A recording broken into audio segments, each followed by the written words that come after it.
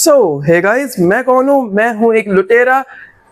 तुम लोग मुझे बुला सकते हो स्ट्रॉ हैट मेज, जो कि बनने वाला है फ्यूचर में पायरेट किंग। पर तब तक के लिए मैं तुम लोग को पढ़ाने वाला हूँ पूरी की पूरी बायोलॉजी। अब स्टार्ट करते हैं और इस पेज को रिफ्रेश करते हैं जो मेरे पीछे है, क्योंकि ये पेज ही एक तरीके का हम बोल सकते हो, क्योंकि इसको मैं एक नया नाम भेजने वाला। अभी तक मेज नाम नहीं सोच पाया और हमें से ब्लैक बोर्ड नहीं बुलाया, तो अच्छा बात है। अब स्टार्ट करता हूँ। By the way, thank you so much, हमारे 93 सब्सक्राइबर्स हो चुके हैं। बड़ी मजेदार बात है, पर जाओ और हमारे सब्सक्राइबर्स चाहिए, क्योंकि 93 से बात नहीं चलेगी। इस महीने हमें किसी भी हालत में 100 सब्सक्राइबर्स कंप्लीट करने, तो जाओ सब्सक्राइब करो। ये रहे फ्रूट्स।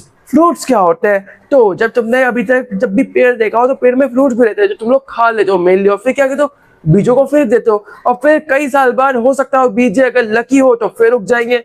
सिंपल वही चीज। बट अगर फर्टिलाइजेशन के बिना फ्रूट्स उग जाए तो उसको बोलते हैं हम पार्थिनोकार्पिक। मतलब बिना फर्टिलाइज हुए, बिना कुछ हुए, बस उग जाए, मतलब फ्रूट्स उग जाए, तो इसी को बोलते हैं। पहले तो फर्टिलाइजेशन होगा, जो हमने पढ़ा था पहले कि मेल पार्ट से पॉलन गिर के फीमेल पार्ट पे जाएगा। लेकिन अगर ऐसा नहीं होता है सो उसको बोलेंगे पार्थिनोकार्पिक। ठीक है। अब सीड के दो पार्ट्स होते हैं, मतलब मतलब फ्रूट्स का एक पेरिकार्प और एक सीड। सिंपल है, तुम समझ गए। But if pericarp is thick and juicy तो उसके तीन पार्ट्स होंगे, एपिकार्प, मेसोकार्प और एंडोकार्प। मतलब अगर थिक होगा, जो कि तुम इस तरफ देख सकते हो, ये देख रहे हो, इसको बोलते हैं मैंगो, और कोकोनट को हम ड्रूप फ्रूट बोलते हैं। ड्रूप फ्रूट, हाँ ड्रूप फ्रूट। तो मैं ध्रुव नहीं बोल रहा, ध्रुव बोल रहा हूँ, वो तो बेकार लगेगा वरना खाने में।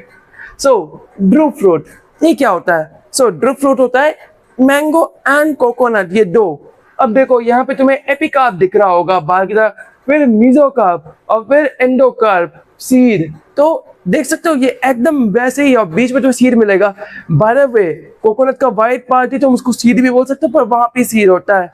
और ये कुछ ऐसा दिखता है। और इसके बाद आता है तुम्हारा how seeds are form after ovule fertilisation. Seed forms क्यों? क्योंकि जब फर्टिलाइजेशन होगा, तो फर्टिलाइज हो गया और सीड फॉर्म हो गया, मतलब वही ओव्यूल ऑफ सीड बन चुका। सीड बनने के बाद जो भी तुम्हारा फ्रूट है वो उगेगा।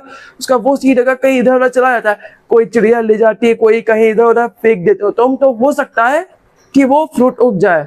बट हाँ, ध्यान रखना ये नहीं कि एप्पल की सीड तुम मुंबई में लगा दो या फिर तुम केरल में लगा दो, नहीं उगेगा। उसको उसकी एनवायरनमेंट और लोकेशन ही चाहिए। ये हो गया। और सीड्स के भी दो पार्ट होते हैं, सीड कोड और एम्ब्रियो। सीड कोड तुम्हारा ऊपर का कवरिंग शेल है जो उसको प्रोटेक्ट करता है, और एम्ब्रियो अंदर वाला पार्ट है। ठीक है, अब तुम इसको लिख लो, उसके बाद हम आगे बढ़ते हैं। ये तो हो गया। अब ब्लैक बोर्ड को चेंज करते हैं। अब आता है एम्ब्रियो। सीड पढ़ लिया, लेकिन अंदर एम्ब्रियो भी तो है सीड के अंदर, तो वो पढ़ते हैं। अब एम्ब्रियो के अंदर होता है रेडिकल, मतलब फ्यूचर में जो रूट उगेगा उसको हम वो रेडिकल में होता है। प्रिम्यूल मतलब फ्यूचर में जो शूट ऊपर की तरफ जाएगा वो प्रिम्यूल है। और कोटिलेडन वो है तुम्हारा खाना, जो सीड खाना खाएगा, एम्ब्रियो खाना खाएगा, ग्रो करेगा, तो वो है तुम्हारा कोटिलेडन। अब दो टाइप के सीड्स आते हैं, डाइकॉट और monocot.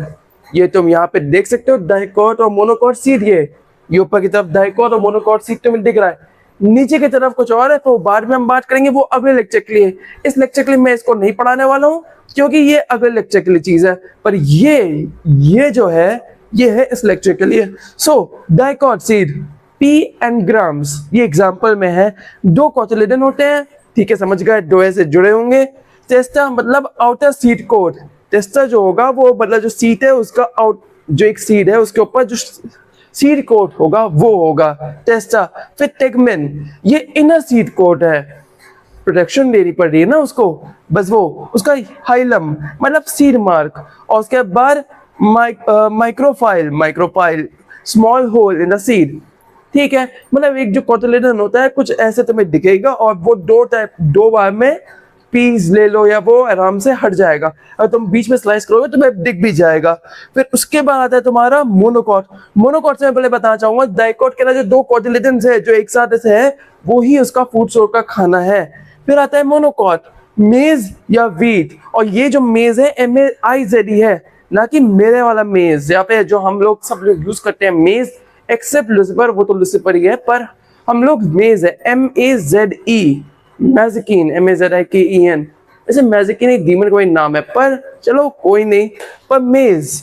So endosperm for food storage, and that's it, हो गया आज के लिए बस इतना है। और बाय द वे अगर तुम्हें ये देखना हो तुम देख सकते हो, मोनोकॉट डाइकॉट दोनों तुम्हें दिख रहे हैं, एक तरीके से कटेगा, एक बीच में से कर सकता है, तो वो तुम देख सकते हो। ये वाला जो है वो हम अगले लेक्चर पढ़ेंगे, तो फिर वापस इसी स्लाइड को हम पढ़ने ही वाले हैं। सो या that's it, that's all for today. Hopefully तुम लोगों को वीडियो पसंद आई होगी, और पसंद आई होगी तो प्लीज चैनल को सब्सक्राइब कर लेना। बहुत बहुत थैंक यू सो मच उसके लिए। और हाँ, लेक्चर को मैं थोड़ा ही पढ़ाना पसंद करता हूँ, क्यों एटलीस्ट तुम लोग बोर ना हो। आज हमने फ्रूट्स पढ़ा, एम्ब्रियो पढ़ लिया, दैट्स इट। अब अगली बार थोड़ा सा और कंप्लीट करेंगे, और चैप्टर कंप्लीट होएगा कल तुम लोग का फ्राइडे को होगा चैप्टर कंप्लीट, सैटरडे को आएगा वन शॉट पूरा चैप्टर 10 मिनट के अंदर। सो एंजॉय करो और बाय गाइस, आज के लिए बस इतना ही। होपफुली तुम लोग मजे कर रहे होगे। और हाँ, बेस्ट ऑफ लक तुम लोग के नीट एग्जाम के लिए। संडे को नीट एग्जाम है, फादर्स डे भी पढ़ रहा है उस दिन, तो हाँ उस दिन नीट एग्जाम है। सो या see you